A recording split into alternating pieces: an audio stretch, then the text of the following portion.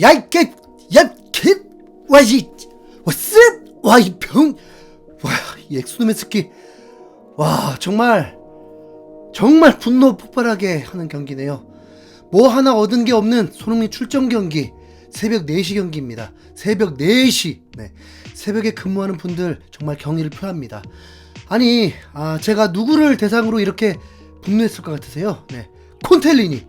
콘테가 지워지나 싶더니 스텔리니에게 완전 배신감 느끼듯 콘텔리니가 지휘를 하면서 또 최악의 경기력을 봤습니다.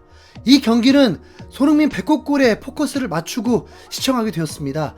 어떤 선수 조합이냐에 따라서 토트넘은 팀이냐 아니냐가 결정되는데, 아예 뭐 예상 못한 건 아니지만 단 1%도 변화 없는 선수 구성으로 에버턴을 상대했습니다. 자, 라인업은 말씀드릴게요. 토트넘은 3-4-3 포메이션으로 가만히 서있고 원더골 맞은 요리스, 로메로, 다이얼, 랑글레, 포로, 페리시치, 호이베르, 스킵, 클루셉스키, 케인, 그리고 손흥민이 선발 출전했습니다. 콘텔리니는 경기 전 인터뷰에서 분명 이렇게 얘기했습니다. 약간의 전술 변화가 있을 거라고. 네. 그리고 이제 토트넘은 지가 감독이라고. 와, 진짜 미친. 네. 쉴드를 쳐줄 게 없어요. 네. 우선 전반전 숨 막혔습니다. 박진감이 넘쳐서가 아니라 너무 지루해서요. 와, 축구가 이렇게 수면에 도움이 될 줄은 몰랐습니다. 전반전 양팀 점유율은 토트넘이 더 높았는데 슈팅은 에버턴이 더 많았습니다. 토트넘 점유율이 높은 건 그냥 에버턴 경기 운영 방식일 뿐이에요. 네. 손흥민이 선발 출전한 경기에 다른 팀 응원할 순 없잖아요. 토트넘은 45분 넘도록 슈팅 3개 때리고 손흥민은 슈팅조차 못했습니다. 네. 아니, 볼을 줘야 할 거 아니야. 볼을 줘야 할 거 아니냐고 임마. 진짜 스키바, 페리야, 클루셉스키야. 자, 손흥민은 몸놀림이 가벼웠습니다. 화면에 비춰질 때는 밝은 모습이었어요. 양팀은 서로 공격을 하라고 패스 미스를 해대는데 순간마다 토트넘도 기회가 만들어지려고 하고 그때마다 손흥민도 질주를 하는데 안 줘요, 안 줘. 네, 참 진짜. 클루셉스키는 아예 쳐다볼 생각도 없이 손흥민 반대쪽으로 드리블하고 있더만요. 네, 스킵은 타이밍을 놓친 실수라 치고, 네, 손흥민이 유효슈팅을 기록했을 때는 이미 옵사이드였습니다. 손흥민이 볼터치조차 거의 없이 경기가 흘러가니 어떤 박진감이 있겠습니까? 이 경기는 에버턴 홈이었습니다. 스텔리니가 감독 대행으로 맡았을 때 승리했던 거, 네, 돌아보니까 다 홈경기였더만요. 네, 맨시티 포함해도 3경기였습니다. 토트넘이 원정에서 승리한 건 15승 중에 고작 3승입니다. 그것도 당연히 강팀에게 이뤄낸 적이 없습니다. 토트넘은 전반전처럼 경기가 마치게 되면 리그 4위로 다시 올라가는 상황이었습니다. 뉴캐슬이 맨유를 상대로 승리하면서 뉴캐슬이 3위가 되었고 토트넘이 5위였는데 리그 18위 에버턴전을 이기게 되면 리그 3위까지 올라가는, 네, 솔직히 황당한 상황이 찾아오긴 했습니다. 물론 경쟁팀들이 2경기를 덜 치룬 상태지만요. 네. 에버턴 원정에서 0대0 상황인 걸 토트넘이 기뻐해야 한다면 정말 하위권 팀인 거죠. 네. 그런데 경기력이 진짜 하위권 같았습니다. 차단당하고 또 차단. 네. 위협적이지 않은 크로스. 에버턴을 상대로 이기기 위한 전략은 아무것도 느껴지지 않고 약점을 파고드는 것도 없었습니다. 그냥 우당탕탕탕탕해서 운 좋으면 한 골 넣는 걸 바라는 느낌? 네. 콘텔리니는 후반전도 똑같이 임했습니다. 페리치는 윙백이 아니라니까. 공격수잖아. 그럼 뭐라도 있고 단주마도 있는데 아니 뭐가 다를 게 있다고. 참 그렇게까지 변화가 없냐고요. 네. 토트넘은 경기력으로 승부가 나지 않자 케인이 후반 57분에 총대를 맸습니다. 케인도 제대로 볼을 받지 못했고 라인을 내려와도 해결도 못하고 있었습니다. 그러자 도발을 합니다. 먼저는 본인이 볼을 뺏기면서 공격권을 넘겨줄 상황이었습니다. 책임을 지고 과격하게 볼을 탈취하려고 했는데 볼이 흘러가자 그마저도 강하게 차버렸습니다. 그러자 두크레와 신경전이 벌어졌고 두크레가 케인에게 선빵을 날려버렸습니다. 득점만큼 대성공이었습니다. 두크레는 곧바로 다이렉트 퇴장을 당합니다. 여기서 숨은 보복이 또 있었는데 들어놓은 케인에게 그레이가 볼을 차버리면서 다시 몸을 맞춰버리고 그걸 알아챈 클루셉스키도 그레이에게 다시 도발을 합니다. 네.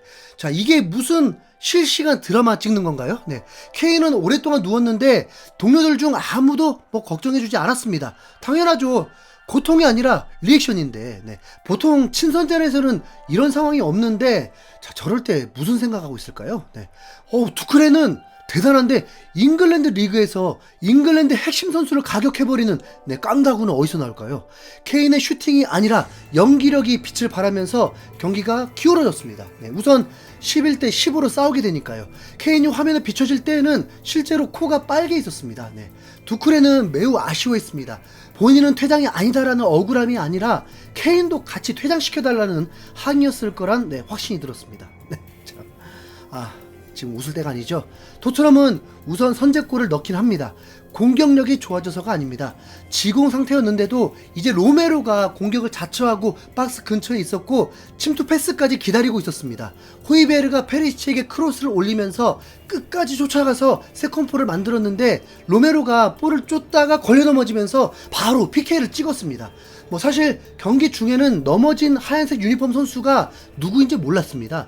우선 확실히 토트넘 선수였어요. 네, 중계진에게도 이름이 불리지 않았습니다. 카메라에 다시 잡히니까 로메로였습니다. 네, 이로써 케인은 또 한 골을 추가할 기회였습니다.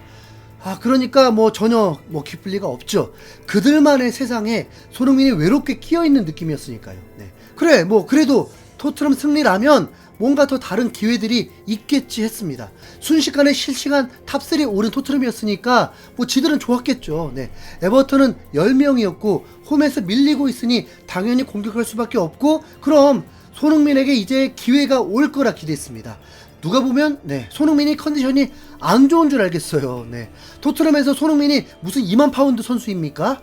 토트넘은 약팀답게 한 골을 지키기 위해서 내려섰고 10명 싸운 에버턴에게 2번의 실점 위험이 생겼습니다. 그런데 여기서 진짜 더 큰 문제, 분노가 폭발한 순간은 바로 81분이었습니다. 후반전은 퇴장 문제까지 생겼기 때문에 추가 시간이 최소 5분은 더 주어질 경기였습니다. 그럼 10명 에버턴과 싸우면서 15분 이상의 시간이 남아있었습니다. 토트넘이 그 정도로 허접입니까? 스텔리니가 손흥민을 교체해버리는 겁니다. 아니, 콘테도 그러지 못했습니다. 나 진짜 그때도 감독 대행하면서 누구라도 벤치에 있을 수 있다 하면서 손흥민 벤치 돌리더니 누가 봐도 손흥민 교체가 아닐 경기인데 교체를 해버리는 겁니다. 손흥민은 15분 안에 헤트트릭도 한 선수야 임마.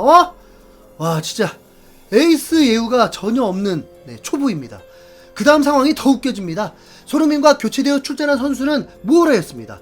모우라면 페리나 클루셉과 교체되는 게 정상이죠. 모우라는 본인도 뭐가 마음에 안 들었는지 투입되자마자 상대 발목을 밟아버리는 파울로 퇴장을 당해버립니다. 참 경기 진짜 같죠? 경기도 끝도 아닙니다. 후반 87분 마이클 킨이 중거리 슛으로 원더골을 넣으면서 동점이 돼버렸습니다. 오히려 10대 10이니까 누가 이길지도 모르는 거고 당연히 더 강한 에버턴이 유리해진 거죠.